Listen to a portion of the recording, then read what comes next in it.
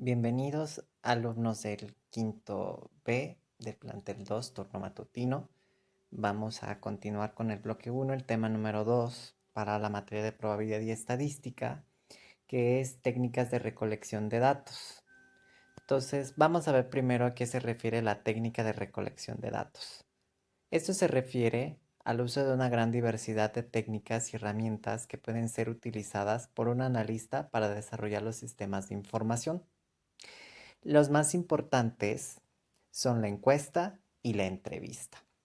Entonces tenemos dos herramientas por allí importantes y las cuales tenemos que distinguir para que nosotros sepamos qué vamos a hacer con nuestros datos. ¿Qué es lo que nosotros vamos a hacer? Vamos a obtener información a partir de los fenómenos que estemos observando. Entonces, prestad mucha atención. En el primer tema, lo que vieron fueron los elementos estadísticos, la definición de estadística y los vocablos que se utilizan, que son población, muestra, muestreo y datos. Entonces, ahora ustedes van a poder observar un fenómeno y saber cómo poder documentar la información que van a tener. A eso se le conoce como la técnica de recolección de datos. Entonces, ¿quién es un analista? Pues un analista son ustedes que se supone que van a analizar la información que tienen que procesar de acuerdo al fenómeno que ustedes estén interesados. Pueden ser, por ejemplo, las encuestas que realiza el INEGI, que es el control o el censo de población, o incluso puede tratarse de algún fenómeno que se esté observando en un laboratorio, como cuando estuvieron en clases de física, ¿sí? O en clases de química. Ahora, debido a que cada estudio es completamente distinto y hablamos de distintos fenómenos, no siempre va a aplicar la encuesta o la entrevista, porque a veces depende de la observación, las respuestas que nosotros vamos a dar para procesar la información y que la gente entienda qué es lo que nosotros queremos proyectar, ¿no? A veces podemos retomar un estudio que ya se hizo y explicarlo desde otro enfoque para que la gente pueda analizar los datos y se dé una idea de qué otra información se omitió o no. Por ejemplo, un estudio científico en el cual no se haya enfocado cierto tema lo podemos retomar y acomodar, pero por ejemplo, a los datos de un fenómeno, por ejemplo, a la velocidad, con la velocidad no podemos platicar como con las personas. Entonces, por eso no siempre aplican la encuesta o la entrevista. Y vamos a ver de qué manera se pueden dar esos cambios. Vamos a iniciar con la definición de encuesta y con la de entrevista. Primero, la encuesta es un método de investigación y recopilación de datos utilizados para obtener información de personas sobre diversos temas y cuyos datos suelen obtenerse mediante el uso de procedimientos estandarizados. Ahí pueden ver en la imagen que generalmente siempre se llenan en alveolos, en que van tachando, van palomeando. Se les llama estandarizados porque tienen la misma forma, ¿no? O sea, todos son de tachar opciones que se les conoce como opción múltiple, como cuando realizan un examen para ingreso a la universidad. Y luego tenemos por el otro lado a la entrevista. Es una técnica de recolección de datos a través de una conversación directa y a profundidad entre el entrevistador y el encuestado. La interacción es uno a uno.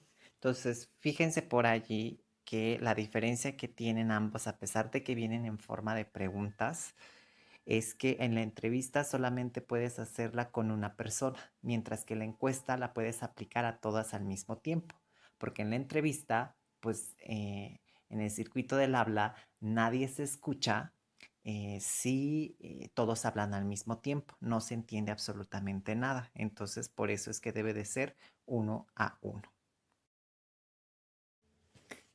¿Cuándo te conviene y cuándo no te conviene realizar una u otra? En realidad todo va a depender de qué es la información que tú quieres mostrarle al público, mostrarle a la gente. Y generalmente se recurre mucho a la encuesta cuando tú quieres abarcar una gran muestra de la población o cuando quieres abarcar a toda la población. Por ejemplo, en estos tiempos de pandemia, la forma más rápida en la que nosotros podemos estar monitoreando, por ejemplo, si la gente considera que la gestión de la pandemia ha sido muy buena en México, es a través de una encuesta. Y existen algunos métodos para que se puedan llevar a cabo. Existe la encuesta presencial, la encuesta en línea o la encuesta telefónica. Entonces, en estos momentos de pandemia, por ejemplo, se pueden hacer a través del distanciamiento físico vía online o por teléfono. Y te evitas el contacto con la gente, pero además abarcas una gran cantidad de personas al mismo tiempo. En cambio, que si tú lo hicieras de uno en uno, te tardarías pues toda la vida, porque tienes que ir con una sola persona.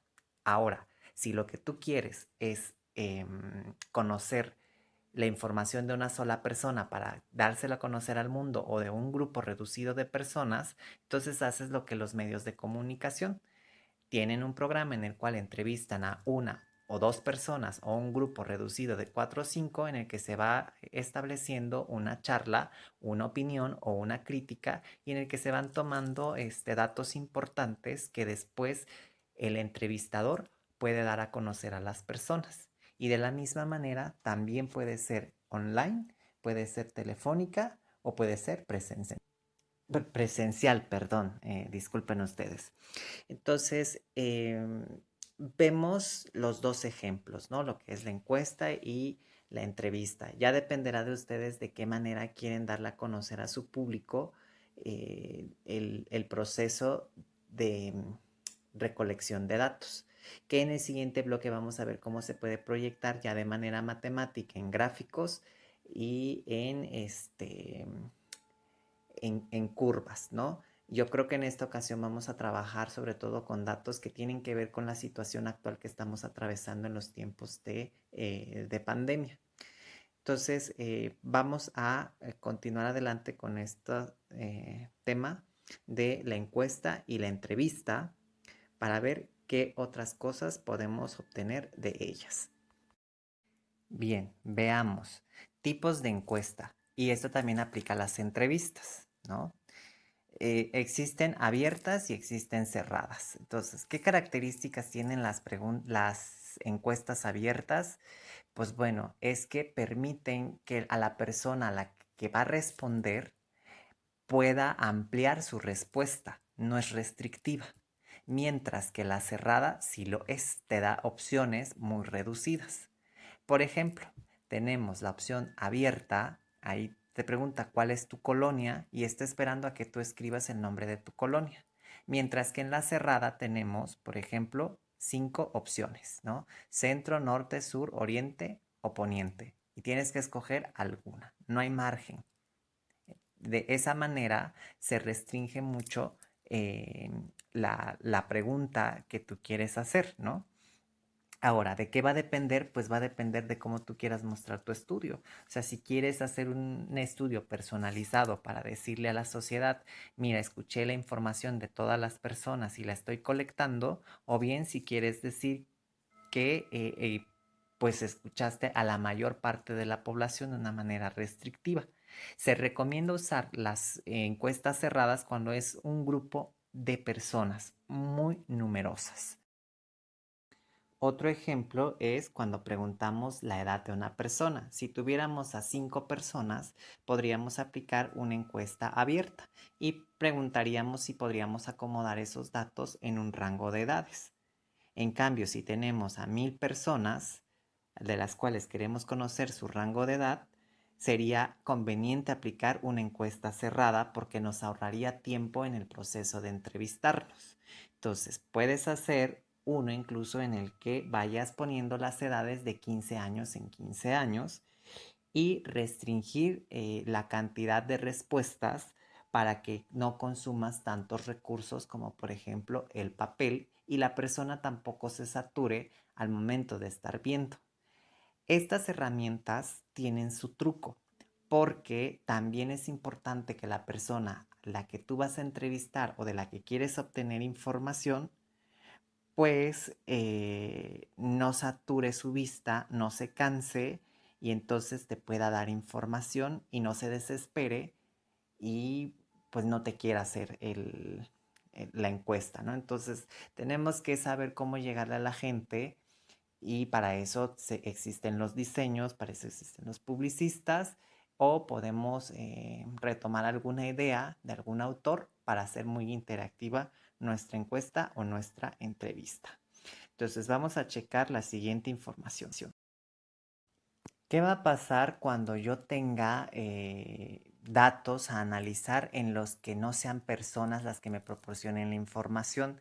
Es decir, por ejemplo, que me toque yo con un cúmulo de datos de un proceso científico, como les decía, la publicación en una revista de arbitraje científico y no hay nadie a quien yo pueda entrevistar. ¿Qué voy a hacer? Para eso tenemos estas tres infografías: experimentación, documentación y observación. Vamos a ir primero con qué es la experimentación. Se conoce como experimentación cualquier proceso o fenómeno que proporciona datos numéricos o no numéricos. Esto es la publicación que nosotros tenemos y el cúmulo de datos del que no sabemos cómo se obtuvieron, ¿no? Y luego tenemos la observación. Se define como el registro en forma sistemática, de patrones conductuales de personas, objetos y sucesos a fin de obtener información sobre el fenómeno de interés. Y les pido una disculpa por los errores ortográficos que hay aprovechando en este momento, porque ando un poquito malito de la vista, entonces se me está dificultando escribir. Entonces, una disculpa por allí. Ahora, este proceso de observación es importante porque de nuestro criterio y conocimiento depende la manipulación de esos datos que yo voy a estar viendo en la revista. O bien, si el fenómeno ha sido estudiado varias veces, voy a poder tener una idea de cómo obtener esa información. Por ejemplo, las carreras de autos. Si yo sé cómo funcionan las carreras de autos y quiero estudiar velocidad, pues me va a ser muy sencillo porque es un fenómeno muy repetitivo. Al ser repetitivo, no tengo que ir a entrevistarme con las personas que hicieron las mediciones de la velocidad cada vez que los carros pasaron sobre la pista. Entonces, ya sé cómo ocurre este fenómeno porque ya es vivencial, o sea, ya se hizo la experimentación, ahora estoy observando y de acuerdo a los criterios científicos o no que yo tenga para poder hacer mi análisis, va a ser mucho más simple. Y voy a terminar haciendo mi análisis con la documentación. ¿Qué es la documentación? Es la ciencia que consiste en documentar, ¿no? Esta se encuentra identificada por el procesamiento de información que otorgará datos específicos sobre un tema determinado. Es el resumen final, son mis conclusiones, es el reporte de todo lo que yo estuve observando. Es de información que yo le voy a plasmar a las personas en gráficas, en números, en palabras quizás, en imágenes, pero que la gente va a poder entender y va a poder degustar incluso, ¿no? Ahí ya depende de la imaginación y lo que la persona se quiera lucir. Así que, pues bueno, esta es la información rápida que les tengo de este tema y van a decir ustedes que es poquito. Sí, es poquito. ¿Y por qué es poquito? Bueno, es poquito porque pues el tema no es tan largo, tan amplio, es solamente una hora. Entonces, ya con esta información que ustedes tienen, la actividad que van a realizar va a ser a través del Classroom, va a ser un cuestionario, entonces será su segunda actividad y de acuerdo a lo que se habló en este video, pues van a poder responder. O también van a poder hacerlo a través de la intuición o documentarse un poco más en internet porque hay muchísima información de esto. Es muy intuitivo lo que se debe de hacer con estas dos herramientas. La información se las estaré haciendo llegar a través de su monitor, así que presten atención por favor. Y pues muchas gracias por el tiempo, la paciencia. Ya próximamente ya podremos estar trabajando de manera síncrona. Así que hasta el momento, pues lo único que les recomiendo es que se sigan preparando, que sigan manteniendo todas las normas sanitarias que conocemos, que se cuiden bastante, que tengan mucha salud, que se porten muy bien y que nos estaremos viendo en otro video, en otras circunstancias ya muy pronto. Así que cuídense mucho, pórtense bien y hasta la próxima. Chao.